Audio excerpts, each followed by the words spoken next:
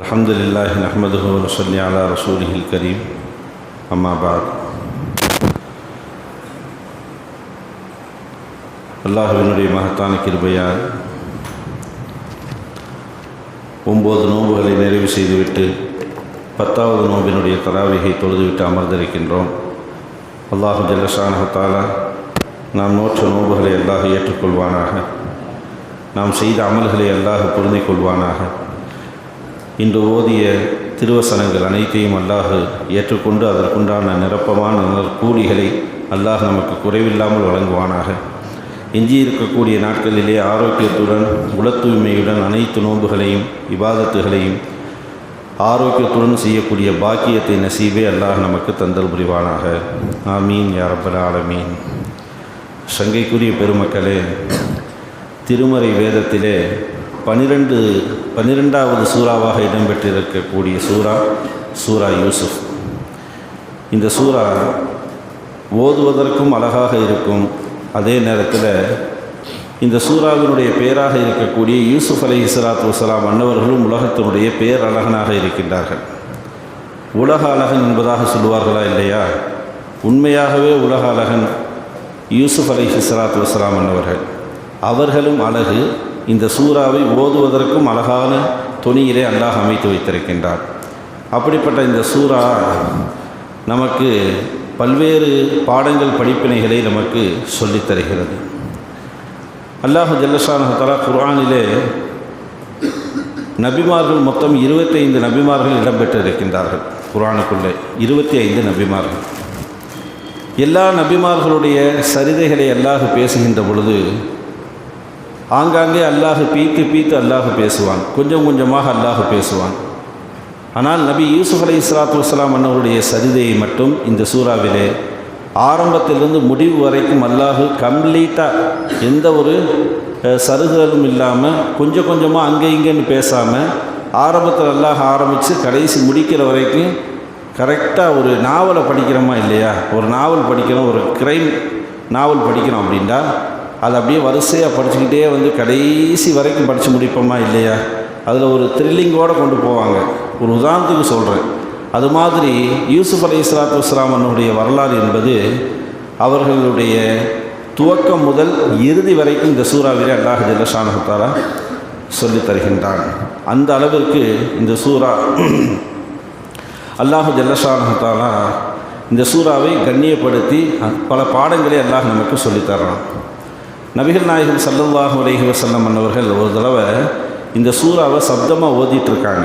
நபி ஸல்லல்லாஹு அலைஹி வஸல்லம் இந்த சூரா யூசுஃபை சப்தமாக ஓதிட்டு இருக்கும் பொழுது ஒரு யூத வேதம் படித்த ஒரு யூத ஞானி ஒருவர் வர்றார். அவர் வந்து இந்த சூறாவினுடைய அந்த வசனங்களை ஃபுல்லாக அமர்ந்து கேட்குறாரு. கேட்டுட்டு கடைசியாக நபி ஸல்லல்லாஹு அலைஹி வஸல்லம் அவங்ககிட்ட வந்து சொன்னார். கேட்டார் அவர், ஒரு யூத மத குருன்னு வைங்களேன். அவர் வந்து கேட்குறார் நபி ஸல்லல்லாஹு அலைஹி வஸல்லம், இது யார் உங்களுக்கு இந்த வசனங்களை சொல்லிக் கொடுத்தா, இது யாருடையது என்பதாக வந்து கேட்குறார். அப்போ நபி ஸல்லல்லாஹு அலைஹி வஸல்லம் சொன்னாங்க, இது அல்லாஹ்வினுடைய புறத்திலிருந்து வந்த இறை வேதத்தினுடைய வசனங்கள் என்பதாக சொன்னாங்க.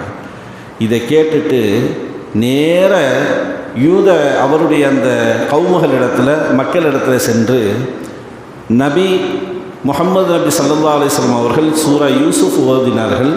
அனைத்து வசனங்களும் நாம் படித்த வேத கிதாபிலே எப்படி இருக்கிறதோ அதே போன்று அவரும் அந்த குர்ஆனுக்குள்ளே உள்ள விஷயங்களை படித்தார். ஆகையால் எல்லோரும் ஒன்று திரண்டு வாருங்கள் என்பதாக எல்லாத்தையும் அழைச்சிட்டு வந்து நபி ஸல்லல்லாஹு அலைஹி வஸல்லம் அவங்ககிட்ட மறுபடியும் அந்த சூறாவை ஓத கேட்டதற்கு பிறகு கரம் கொடுத்து ஒட்டுமொத்த யூதர்களும் இஸ்லாத்திற்குள்ளே வந்து விட்டார்கள். வந்து விட்டார்கள்.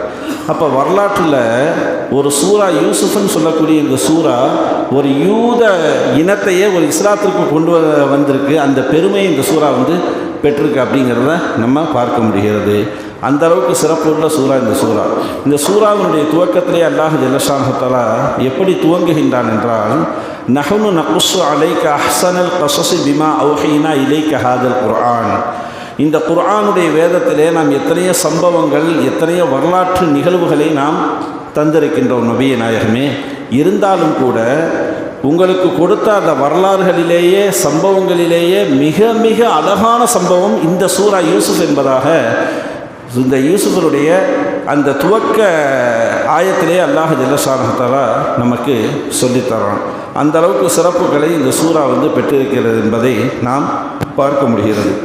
இந்த சூரா இந்த அளவுக்கு சிறப்பு பெற்றதுக்குண்டான காரணம் என்ன அப்படின்னு பார்த்தா, யூசுப் அலைஹிஸ்ஸலாத்து வஸ்ஸலாம் மன்னவர்கள் சிறு குழந்தையாக இருக்கின்ற பொழுது கிணற்றிலே வீசப்பட்டார்கள். அதற்கு பிறகு வணிகர்கள் வியாபார குழு அவர்களை மீட்டு எடுத்து அடிமையாக அவர்களை விற்றார்கள். அடிமையாக விற்கப்பட்டு அப்போ குழந்தையாக இருந்து ஒரு சோதனைக்கு உள்ளாக்கப்பட்டு அதற்கு பிறகு அடிமையாக மாறி சந்தையில் ஆடு மாடு விற்பதை போன்று அந்த காலத்தில் மனிதர்களை விற்பாங்க. ஆடு மாடு நீ போய் சந்தையில் போய் வாங்குறமா இல்லையா, அது மாதிரி மனிதர்கள் அந்த காலத்தில் என்ன செய்வாங்க, விற்பாங்க. அப்போ அடிமையாக இருந்து அதற்கு பிறகு யூசுப் அலைஹிஸ்ஸலாத்து வஸ்ஸலாம் அவர்கள் இளவரசராக மாறி அதற்கு பிறகு யூசுப் அலைஹிஸ்ஸலாத்து வஸ்ஸலாம் அவர்கள் ஒரு நல்ல கற்பொழுக்கமுள்ள ஒரு வாலிபனாக குர்ஆனுக்குள்ளே வலம் வந்து சிறைவாசத்தை அனுபவித்து அதற்கு பிறகு யூசுப் அலைஹிஸ்ஸலாம் தங்களுடைய சொந்த உறவுகளை எல்லாம் இரத்த பந்தங்களை எல்லாம் அரவணைத்து விட்டு கொடுக்காமல் அரவணைத்து தனக்கு அநீதி செய்திருந்தாலும் கூட அந்த அநீதி செய்தவர்களை மன்னித்து இவ்வளவு விஷயங்களை இந்த சூறாக்குள்ள இவங்க செஞ்சுருக்காங்க. இது ஒரு அரஜுசு உள்ள ஒரு சூறா. இந்த சூறாவினுடைய சார அம்சத்தை பிரிந்து நான் சொல்லிட்டேன். உங்களுக்கு என்னென்னலாம் அவங்க செஞ்சுருக்காங்க அப்படிங்கிற விஷயத்த சார அம்சத்தை நான் பிரிஞ்சு நான் சொல்லிட்டேன். நமக்கு ஒரு கேள்வி ஒன்று வரலாம். ஒரு நபியினுடைய வாழ்க்கை வரலாறை ஒரு குர்ஆனுக்குள்ள அவங்களுடைய சம்பவத்தை அதுக்குண்டு ஒரு சூறாவை இறக்கி சொல்லணுமா? இது கேட்பதற்கு ஒரு சம்பவம் மாதிரி இருக்குமே, அவ்வளோதானே, இதை ஏன் அல்லாஹ் இதை ஒரு சூறாவை இறக்கணும் அப்படிங்கிற மாதிரி ஒரு கேள்வி வரலாம். நமக்கு அந்த கேள்விலாம் வராது, இருந்தாலும் சொல்கிறேன்.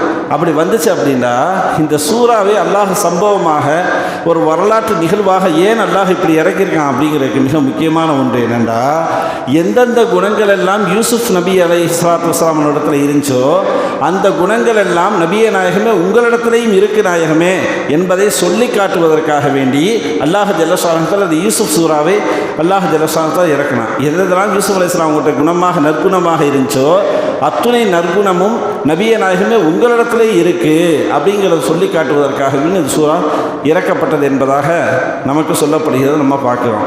அந்த அடிப்படையில் ஒரு 5 விஷயத்தை மட்டும் நம்ம பார்க்குறோம். நபீனா யூசுப் அலைஹிஸ்ஸலாத்து வஸ்ஸலாம் மன்னவர்களுக்கும் நமது நாயகம் ஸல்லல்லாஹு அலைஹி வஸல்லம் மன்னவர்களுக்கும் உண்டான ஒற்றுமை ஒரு 5 விஷயத்தை மட்டும் 5 காரியத்தை மட்டும் நம்ம பார்க்குறோம். 5 விஷயத்தில் ஒற்றுமை. முதல் ஒற்றுமை என்ன அப்படின்னா, யூசுப் அலைஹிஸ்ஸலாத்து வஸ்ஸலாம் மன்னவர்களுக்கு அல்லாஹ் ஜல்லஷானஹு தஆலா கனவினுடைய விளக்கத்தை கொடுத்தாங்க. உலகத்திலே முதல்ல கனவுனுடைய விளக்கத்தை சொன்ன பெருமை யூசுப் அலைஹிஸ்ஸலாம் அவங்களுக்கு மட்டும்தான். அதுக்கு முன்னாடி கனவுக்கு யாருக்கு விளக்கம்லாம் சொல்ல தெரியாது. கனவுனுடைய விளக்கத்தை கற்றுக் கொடுத்தான் யூசுப் அலைஹிஸ்ஸலாத்து வஸ்ஸலாம் அவர்களுக்கு.